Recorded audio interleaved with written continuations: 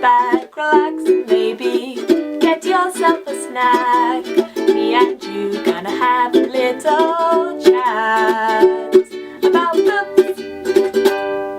Hey guys, so this is going to be a fairly quick review because this book is super short, and that is Let Them Eat Chaos by Kate Tempest. I was sent this one for review from Macmillan, and it is a poem. Like, the whole book is one long poem, and it talks about England. It talks about 7 people who live on the same street and they never meet each other until they one night come out in a storm, and all of the problems that we've heard about in their pasts and in their current lives kind of come to the forefront of their mind but get wiped away by this amazing, crazy storm that hits London where they live, and that's what this poem is about. So it's kind of all about chaos and emotion, and it's quite a raw poem, and I'd never read any Kate Tempest before. I don't read poetry very often, but I really liked this book, so I wanted to mention it to you, and I wanted to give you a quick little synopsis and tell you a bit about it. So what I think I liked most about this poem is I find poetry kind of hard to get into. I often feel like I don't understand it that much, and I don't like not being able to understand things, so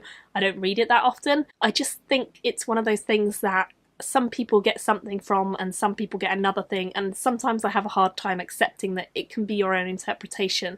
I want to know what the real thing is.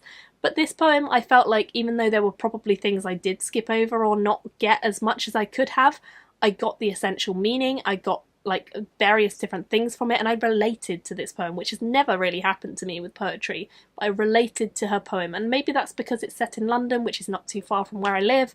Maybe it's because it's by a British author. Maybe it's all because it's one that you read aloud or something like that, and I read the whole thing aloud and maybe that helped to connect me to it. I don't know what it was exactly, but I do know that I was fascinated by the poem and it really did connect to me. So I'm going to read you a little bit from it. Not much because it's quite long, and it took me like a while to read the whole thing, but I did read it all aloud, and it is intended to be read aloud. Picture a vacuum, an endless and unmoving blackness, peace, or the absence at least of terror. Now, in amongst all this space, see the speck of light in the furthest corner, gold as a pharaoh's death box. Follow that light with your tired eyes. It's been a long day, I know, but look, watch it as it flickers, then roars into fullness, fills the whole frame, blazing a fire you can't bear the majesty of. Here is our sun, and look, see how the planets are dangled around it and held in their intricate dance. There is our Earth, our Earth. Its blueness soothes the sharp burn in your eyes. Its contours remind you of love, that soft roundness, that comfort of oceans and landmass.